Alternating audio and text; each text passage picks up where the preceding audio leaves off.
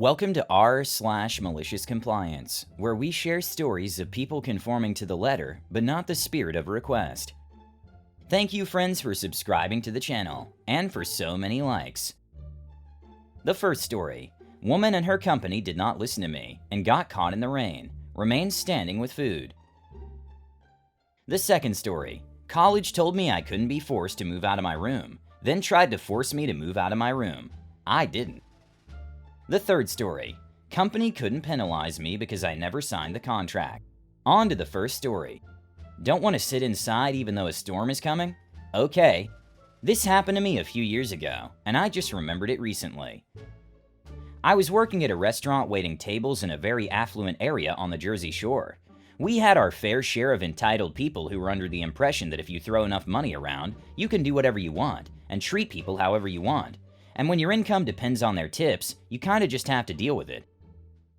The restaurant had an outdoor dining and bar area that overlooked the ocean with an amazing view. During the summer, this was pretty much where everyone wanted to sit, rather than our indoor dining area. And for anyone who works someplace with outdoor dining, you know the one monkey wrench that can ruin a very profitable dinner shift: the weather. No matter how accurate the forecast says it's going to be, you can never know for sure. For the most part, we never had an issue, because if it started to abruptly rain, there would usually be more than enough room inside for all the people who were sitting outside to move it. It's usually a cluster F to keep track of which table moved where, but we always handled it without any issue. Until that one day. We had a large party booked one day in our indoor area that took up more than half of our tables, a 50th birthday I believe, so our indoor capacity was limited. And even on top of the party, there were customers who were wary about the weather, so they decided to sit inside also. And then more and more people started sitting outside. My manager did a quick assessment and realized that if it started raining, we would barely have enough room inside to accommodate everyone who was sitting outside. He told us we had to stop seating our outdoor area and to start recommending to our outdoor tables to move inside because of the impending weather to be on the safe side. Everyone's weather app was saying there was a downpour coming up the coast.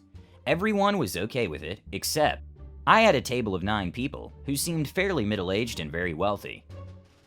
Margaritas with top shelf tequila, gaudy looking jewelry, etc., etc.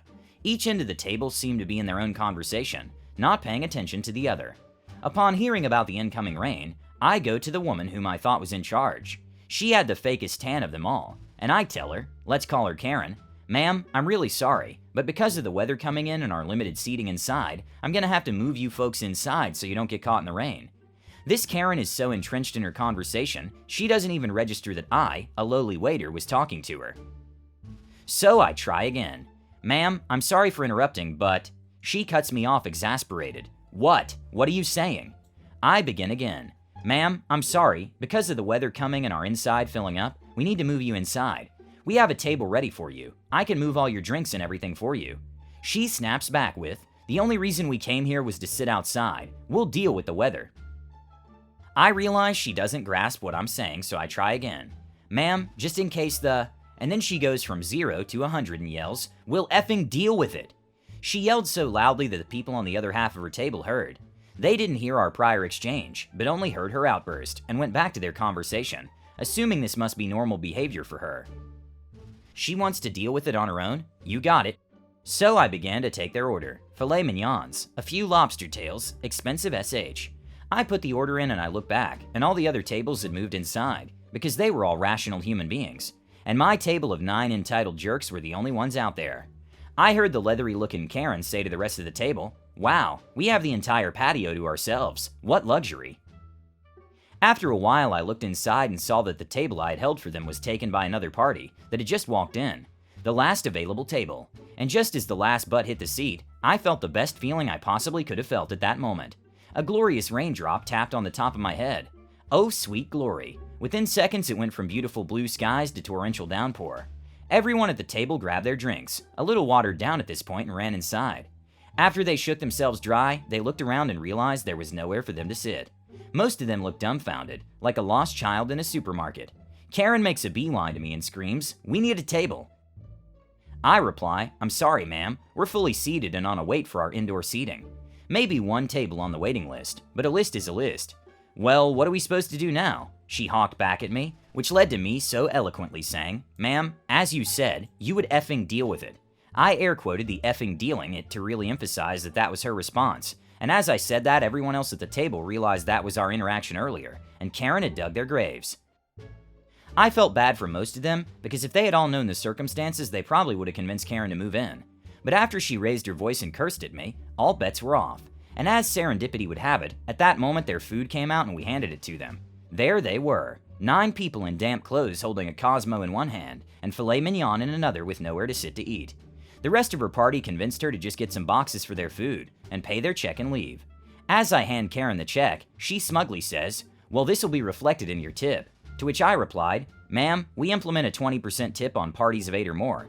It's our policy, and it's clearly stated in our menu." She paid and then they left with their boxed up food, leaving behind their half-full drinks. Best $60 I ever made. The second story is, can't force me to move? No problem.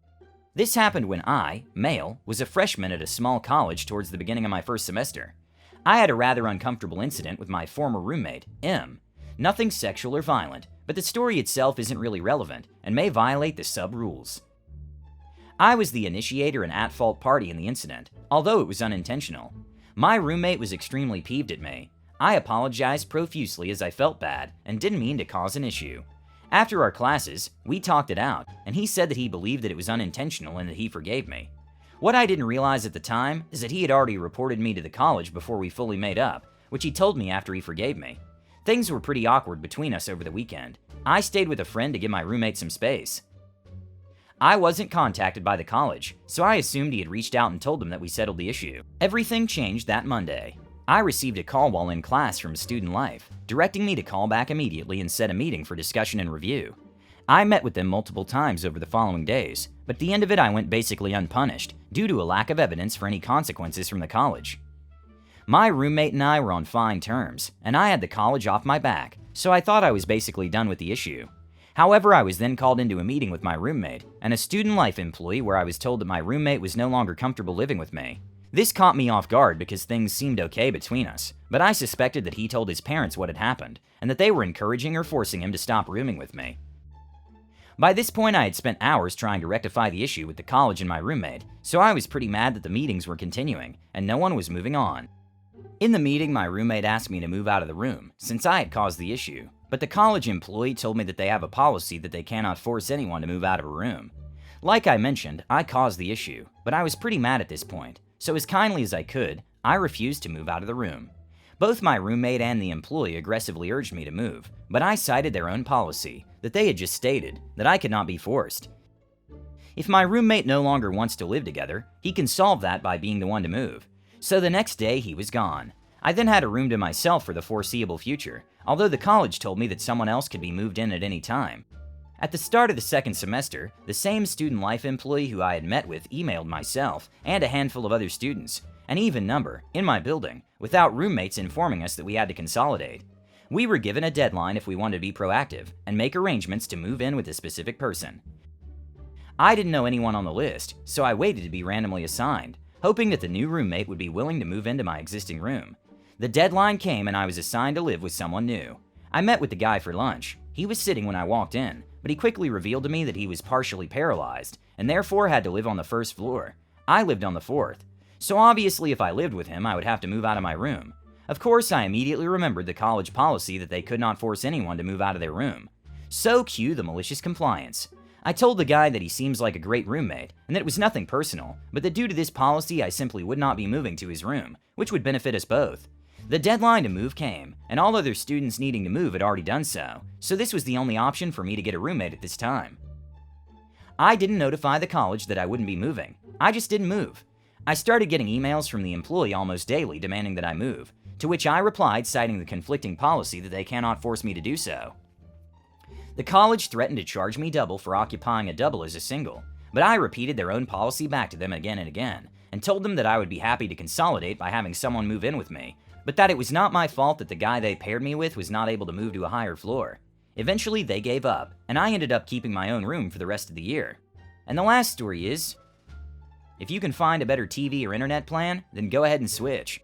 This happened a few years ago. Where I lived, I had the choice of a DSL satellite package through my phone company, or a cable internet and TV package through my cable company. I chose the cable company and had been with them for several years, but wasn't the happiest with them for several reasons.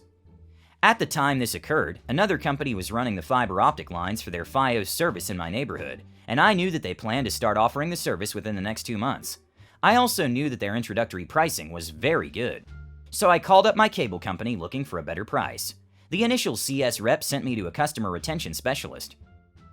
I talked to that guy for like 10 minutes, and he actually did lower my cost by about $20 a month.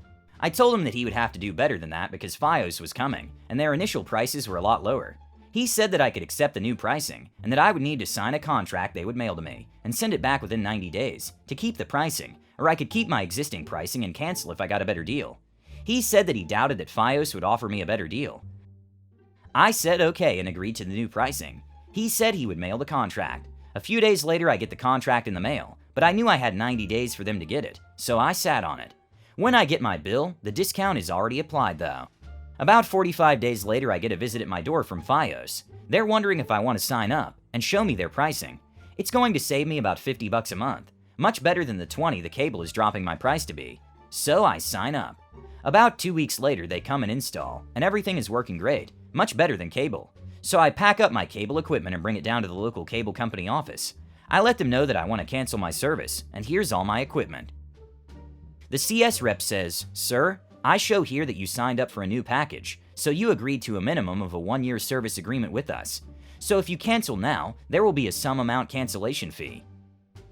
I replied, "Actually, I never signed that contract, as I have it right here," and handed it to her unsigned.